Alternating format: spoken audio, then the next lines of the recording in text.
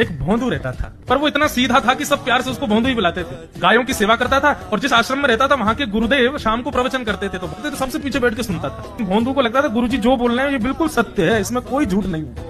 एक दिन गुरुजी प्रवचन करते हुए बोले, यमुना के पल्ली पार भांडीर वन में ठाकुर जी गैया चराने आए। भांडीर वन का नाम सुनते भोंदू कान खड़े हो गए। भांडीर वन तो मैं जाता हूँ गैया लेके, मुझे तो कभी मिले नहीं वहां पर। अरे मुंह में ही कमी होगी, मुंह में ही सामर्थ्य नहीं होगी उनको देखवे कि मैं ही नहीं देख पाए होंगे, वो तो आते होंगे वहां पे, मुझे ना देखे होंगे। भोंदू ने पहली बार जिज्ञासा करी, गुरुदेव ठाकुर जी दिखते कैसे हैं? तो गुरुदेव भी हंस गया, अच्छा भोंदू पूछा है, बैठ जाओ बताते हैं। मोर मुकुट पहनते हैं ठाकुर जी, और बोले 2 कान हैं लेकिन कुंडल एक ही पहनते हैं। ठाकुर जी ऐसे पुष्प तोड़ के कान के ऊपर लगा लेते हैं, दोनों कानों में एक ही कुंडल को फेर फेर के पहनते। ठाकुर जी पीली पीताम्बरी, ऐसी ठाकुर जी पीली पहनते, पीली पीताम्बरी। माला कैसी पहनते हैं? ठाकुर जी ऐसी पहनते हैं पूरी पैरों तक जाए। ये देखो गुरु जी कह रहे हैं तो निश्चित है भंडीर वन में आते हैं ठाकुर जी। भोंदू अपनी गैया लेकर के भंडीर वन पहुंच गया। गैया चल रही थी, अब भोंदू ढूंढ रहा है, कभी वृक्ष के नीचे जाके देखे, कभी कहीं देखे, कभी ढूंढे कहीं से चंदन की सुगंधी आ जाए। गुरुजी बता रहे थे उनमें से चंदन की सुगंधी आती है, क्या पता कन्हैया यहीं कहीं हो। इतने भाव से, इतने प्रेम से और इतने भोलेपन से ढूंढने लगा ठाकुर जी को, और ठाकुर जी नहीं मिलते ना तो अपने आप को ही कोसता, मुंह में योग्यता ना होगी, यही मारे ना मिल रहे, ठाकुर जी तो यही है। गुरु जी की बात गलत नहीं है, ठाकुर जी तो यही है। उसके उस सहज भाव पर, उसके उस सरल भोंदूपने पर ठाकुर जी रीझ गए। और इतने में ही भोंदू हताश, निराश, उदास बैठा था, खुद को कोस रहा था, मुंह में योग्यता ना है, मुंह ठाकुर जी मिलना ही रहे। इतने में ही देखा सामने से असंख्य गायों का झुंड आ रहा है, और भोंदू ने जैसे उन गायों को देखा, ऐसी गाय कभी देखी नहीं, अलग गाय, सींग चमक रहे हैं, सींगों के ऊपर के भाग में सोने चांदी मढ़े हुए हैं, ऐसी ऐसी सुंदर सुंदर तंदुरुस्त गैया। तभी देख रहा है भोंदू, पीताम्बरी पहनी है, गले में वैजंती माला धारण की है, सिर पर पाग पहनी है, एक कान में कुंडल है, मंद मंद मुस्कुरा करके दतुइयां दिखा रहे हैं, कटाक्ष नेत्रों से कभी इधर देख रहे हैं, कभी उधर देख रहे हैं, अपनी वेणु को कमर में कस करके गैयाओं के गले में गलवैयां डाल करके श्याम सुंदर भोंदू की तरफ चलते भय आ रहे हैं। ये दृश्य देख करके हाथ पांव कांपने लगे भोंदू के। उसको लगा मेरे पास तो आएंगे ही नहीं है, वहीं से मुड़ जाएंगे, अब मैं उनके पास जाके उनको असहज नहीं करूंगा, यहीं से देख लूं, यहीं से प्रणाम कर लूं। लेकिन जैसे जैसे प्रणाम करके ऊपर देखता, ठाकुर जी और पास आ रहे हैं, और पास आ रहे हैं, और पास आ रहे हैं।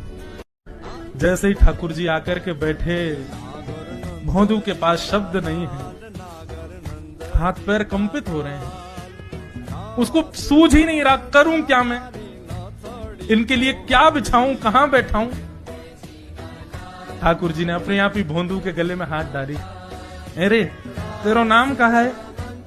जैसे ही ठाकुर जी ने नाम पूछा, भोंदू अपना ही नाम भूल गया, बोले मुझे याद ही नहीं मेरा नाम क्या है, पर प्रेम से सब लोग मुझे भोंदू बुलाते हैं। अब तो भोंदू नाम सुनते ही ठाकुर जी ताली दे दे के हंसने लगे, तेरा नाम भोंदू है? बोले हाँ मेरा नाम भोंदू है। और ठाकुर जी आपको अच्छा लगा? बोले हाँ बहुत अच्छा लगा। आपको नाम कहा है? ठाकुर जी बोले तुम वो ना जाने? बोले जानू तो ना हूं, लेकिन गुरुजी ने जैसा रूप बताया वैसा ही है आपको, तो आप कहीं नंदनंदन तो नहीं हो? ठाकुर जी बोले हाँ मैं नंदनंदन नहीं हूँ, यशोदा जी को लाला, नंद जी को लाला। भोंदू बोलो जय हो भगवान, आज आपके दर्शन है गए। गुरु जी और सब बालकन को तो आप शायद रोज ही मिलते होंगे, लेकिन मैं ही अभागो, मोकू आप आज ही मिले हो। ठाकुर जी बोले अब चल बात मत बनावे, जल्दी कछु खवा, मुझको भूख लग रही है। भोंदू एक कपड़े में रोटी बांध के उसमें मिर्च और गुड़ रख करके लेके गया। 2 रोटी थी, भोंदू ने जैसे खोली, एक रोटी ठाकुर जी के सामने धर दी, एक अपने पास रख ली, बोले मैं भी तो खाऊंगा। ठाकुर जी ने बढ़िया रोटी ऐसे घुमाई और प्रेम से गुड़ खामे और रोटी पान लगे प्रेम से, और ठाकुर जी तो चप चप करके नेक देर में पा गए। भोंदू तो भूले क्यों, मुख खानो भी, ठाकुर जी को ही देख रहा है। ठाकुर जी बोले और जोर की भूख लगी, ला अपनी रोटी दे दे। भोंदू बोलो मुंह को भी भूख लगी है। बोले अच्छा चल आधी आधी खा ले, या मैं आधी तू खा ले, आधी मैं खा लूं, दोनों खा लिए। कल ते नेक्स्ट से ज्यादा सी रोटी ले आइयो, भूख ज्यादा लगे, और सुन यही समय आइयो, मिलूंगा कल भी तोते। ठाकुर जी अपने मार्ग पर चले गए। भोंदू इतना प्रसन्न है, बोले आज मुझको ठाकुर जी मिल गए। गुरुदेव के प्रवचन का समय हो गया, भोंदू पीछे जाके बैठ गया, अपने गुरुदेव को प्रणाम करे, इनकी कृपा से ठाकुर जी मिले। उसने किसी को नहीं बताया, उसको लगा सबको ही मिलते हैं भगवान, मुझे ही मिले बहुत दिन बाद। दूसरे दिन भोंदू खूब सारी सामग्री रसोई घर में इकट्ठा करके जाने लगा। किसी ने जाके गुरुदेव से कह दिया कि भोंदू बहुत सारी सामग्री ले जा रहा है। गुरुदेव ने जाके कही भोंदू इतनी सामग्री ले जा रहे हो भैया, तो भंडारो करेगो का? नहीं गुरुजी भंडारो तो नहीं करूंगा, वो नंद नंदन नाम है, वो यशोदा नंदन मदन मोहन, वो अपनी गैया चरा के आए, कल भी आए, मेरी रोटी खा गए, मैं भूखा ही रहेगा कल। या हमारे ज्यादा सी ले जा रहा हूँ, बेचारे बहुत भूखे आए कल, कि उनको पेट भर जाएगा, मैं भी पा लूंगा। या हमारे गुरुजी आज ज्यादा सामग्री ले जा रहा हूँ। गुरुदेव ने मन में सोचा, ये बात कोई और कहे तो अविश्वास किया जा सकता है, लेकिन भोंदू झूठ नहीं बोलता। भोंदू कभी झूठ नहीं बोलता, भोंदू की बात पर विश्वास करना ही पड़ेगा। गुरुदेव बोले सुन सुन, ठाकुर जी आए थे? बोले हाँ। अच्छा, उनका रूप कैसा था? जैसा रूप आपने बताया था ना गुरुजी, बिल्कुल वैसा, ऐसे कटाक्ष नेत्र, मोती जैसे दांत, ठाकुर जी की मुस्कान ऐसी, पाग ऐसी, कान ऐसे। गुरुदेव के तो नेत्र बंद हो गए, वे सब अनुभव करने लगे। लेकिन गुरुदेव बोले रूप कैसा भी बता दे, चरण यदि इसने बता दिए तो मैं मान जाऊंगा कि ठाकुर जी थे। अच्छा तूने चरण देखे? बोले हाँ गुरुजी मैंने चरण देखे। चरण कैसे थे? ठाकुर जी के चरण जब वो चल करके आगे बढ़ते हैं ना तो चिन्ह बन जाते हैं। कहीं ध्वजा बनी थी, कहीं शंख बना था, कहीं कुछ बना था। और उनके जो नखून है ना, उनमें से ऐसा लगता है मानो जैसे कोमल का पराग हो, कमल का पराग हो। और चरणों का रंग कैसा, जैसे मानो जैसे गुरुदेव कमल होता है ना, कमल की आकृति, ऐसे ठाकुर जी के चरण। जब चरण का यथावत वर्णन भोंदू ने कर दिया, गुरुदेव समझ गए, बोले निश्चित ठाकुर जी आते। नहीं तो भोंदू कहां जाने, इतनी बुद्धि नहीं है उस पे कि वो इतना सब कुछ ढूंढ ढाड़ के मुझे बताए। भोंदू एक काम करेगा? बोले हाँ। ठाकुर जी आएंगे तो तेरे सखा बन गए? बोले हाँ। तो उनको लेकर के आश्रम आ जाए, यहाँ पे आ जाए। भोंदू बोला कि इतने योग्य बालक हैं, लेकिन ठाकुर जी ने किसी से नहीं कही, मुझसे कही है। अगर मैंने ये काम नहीं किया तो मेरा जीवन व्यर्थ है। भोंदू को लगा ठाकुर जी सबसे ही मिलते हैं, गुरुजी किसी से भी कह के बुलवा लेते, मुझको काम दिया।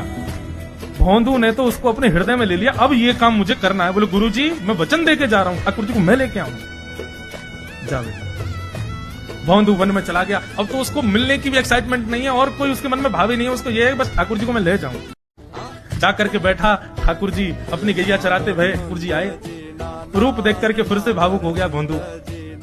ठाकुर जी आकर के बैठ गए, बोले चल जल्दी निकाल रोटी, भूख लगी है मुझको। भोंदू सजाता जा रहा है थाली, ठाकुर जी को देता जा रहा है। बोले जय जय, एक प्रार्थना करूं? बोले करो। आप मेरे संग मेरे सखाओ ना आप? बोले हाँ तेरो सखाऊं, तो मेरी बात मानोगे? बोले कहा, आप मेरे संग आश्रम चलो गुरु जी के पास। ठाकुर जी रोटी पाते जा रहे, ठाकुर जी ने अनसुनी कर दी बात। बोले जय जय कछु कहो ना, आप चलोगे ना? ठाकुर जी बोले हम तेरे सखा हैं, तेरे गुरु जी के सखा नहीं है। तू मोते मिल, तू मेरे संग खा, तू मेरे संग रहे, तू कछु कर, तो कुछ सब अधिकार है, लेकिन ये हम गुरु जी ते मिल बातें मिल, ये सब हम नहीं करेंगे। हम बस तेरे सखा हैं, तो ये जाने और कोई ना जाने। ए जय जय से मत कहो ना, वे नहीं बताते तो मैं तो आपको देख ही नहीं पाता, मैं तो आपको जानता ही ना हूं। उनने ही तो मुझको बताई कि आप भंडीर बनाते हो, आपका रूप ऐसा है, उनने कृपा करके मुझको आपसे मिलवाए हो, वे ही हमारी मित्रता के मूल आधार है, उनसे तो मिलवे चलो ना। ठाकुर जी बोले देख ज्यादा जिद मत करे, हमने तो उसे एक बार कह दी हम नहीं जाएंगे नहीं जाएंगे नहीं जाएंगे। ठाकुर जी रोटी पा रहे थे तो भोंदू ने हाथ से रोटी और छनाई, बोले ये भी दो, ये भी गुरु जी की है, लाओ ये मिर्च गुड़ सब दो, ये सब गुरु जी को, ये भी मत खाओ। और सुनो, यदि हमारे गुरु जी से आपको प्रेम नहीं है तो हमको आपसे प्रेम नहीं है। कल से अपनी गैयान को लेकर कहीं और चरावे जाओ, होंगे तुम नंदन नंदन अपने गांव के, मेरे गुरु जी के पास नहीं जाओगे। और सुनो, ये मुंह में जो रोटी रखी जाओ को उगल आओ, ये भी गुरु जी की रसोई में बनी है, हमारे गुरु जी से नहीं मिलेंगे। ठाकुर जी बोले अरे भोंदू ने रुक, नहीं नहीं अब तो मैं सुनूंगा ही नहीं, आपने ऐसे कैसे कह दी नहीं जाएंगे, 3 बार नहीं जाएंगे नहीं जाएंगे।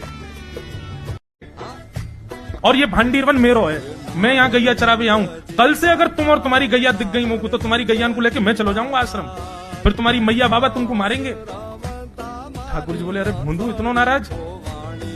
बोले यदि मुझसे मित्रता रखनी है तो मुझको वचन देना पड़ेगा कि आप आश्रम चलोगे, और अगर आपने फिर से नहीं कही तो मैं जा रहा हूं वापस, और कभी आपको मुख नहीं देखूंगा, अपना मुख नहीं दिखाऊंगा। ठाकुर जी बोले इस मुख को देखने के लिए या संग के लिए लोग पता हो तो कितनी तपस्या करें। बोले जो तपस्या करें उनको मुबारक, तुम मुझको ना चाहिए, मुझे ना मिलना तुमसे, मुझे कोई गरज ना पड़ रही तुमसे, आज तक नहीं मिले, कल ही तो मिले हो मोते, वो भी गुरुदेव की कृपा से मिले हो, जाओ मत मिलियो, मुझे ना चाहिए तुम।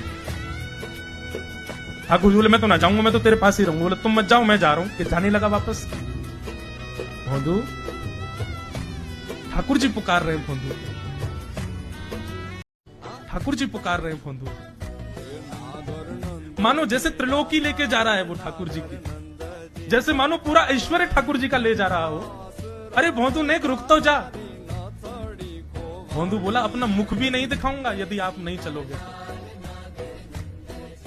भोंदू थोड़ी दूर गया, ठाकुर जी को लगी वापस आ जाएगा, थोड़ी और दूर गया, लगा अब आ जाएगा, लेकिन जब भोंदू दिखना बंद हो गया हमारे ठाकुर जी विचलित हो गए, दौड़े भोंदू की तरफ। ठाकुर जी दौड़ करके गए और जाकर के भोंदू के पित्ती पे चढ़ गए, बोले ले चल अपने गुरुदेव के पास, चलूंगा तू झांकेगो लेकिन तो दूर नहीं जान दूंगा। और भोंदू ठाकुर जी को ऐसे ऊपर चढ़ा करके लेकर के आश्रम जा रहा है। गुरुदेव आकर के खड़े हो गए और मन में बस विचार कर रहे थे, हाथ पांव कांप रहे थे, बोले ठाकुर जी आएंगे कि नहीं। इतने में ही भोंदू आया और तभी देखा भोंदू की पिद्दी पर ठाकुर जी टंगे भय आ रहे थे। आज गुरुदेव ने जाकर के पहले भोंदू को प्रणाम किया, बोले जय हो, धन्य है, इतनी तपस्या